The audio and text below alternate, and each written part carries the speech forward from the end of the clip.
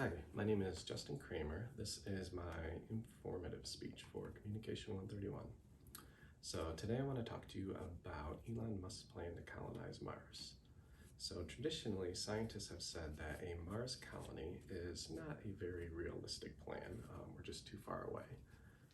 But Elon Musk, he took a different approach. Instead of saying this won't work, instead he asked, what would make this possible and how can we innovate that technology? How can we start down that path?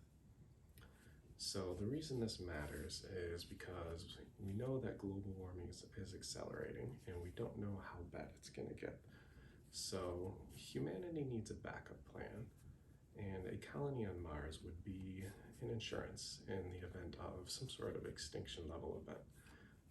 Humanity would not just be trapped on this one planet in that case. So today I want to talk to you about 4 different things.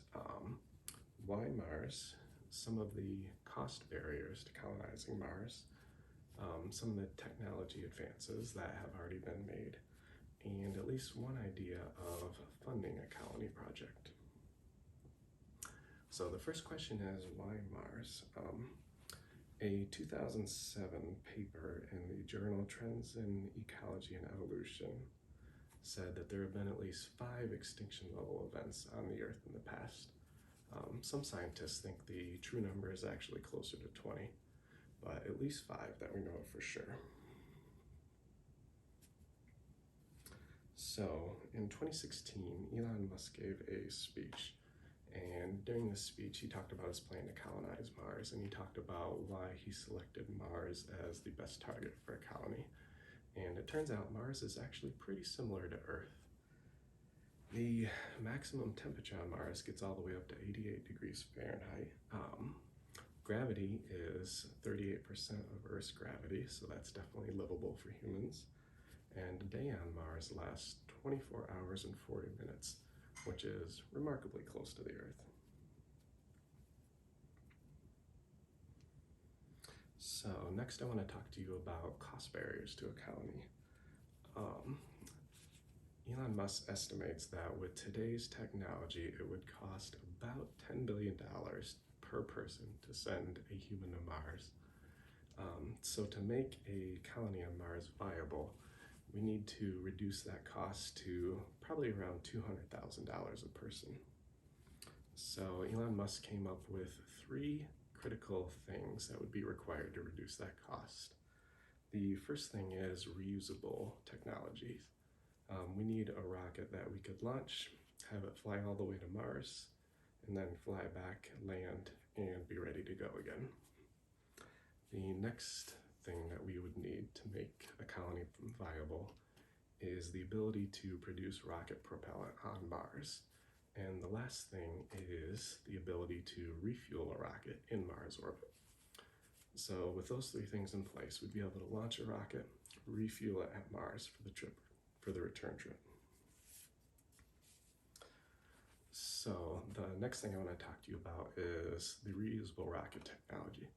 So SpaceX has actually already tackled this innovation and made some really good progress. In 2015, the Falcon 9 rocket completed its first successful launch. And since then, this rocket has had 125 successful launches and 85 successful landings. So because of this is reusable, it's now become the cheapest way of launching things into space, which is great. But we need something bigger, so SpaceX has since begun work on something called the Starship rocket. So this is a much bigger rocket. It is almost 400 feet tall, and it's able to carry over 100 metric tons into space. So I have prepared a video of the Starship rocket. This is from May of this year, 2021. It's the first successful test launch where it was able to land itself.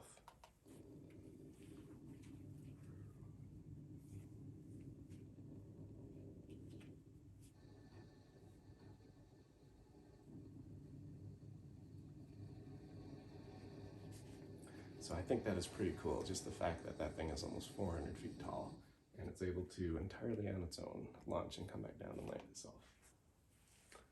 So the last thing I want to talk about is some funding ideas. A colony would be expensive, so SpaceX came up with a program called Starlink. So Starlink is a collection of satellites that are in low Earth orbit that will provide internet access to the planet beneath them.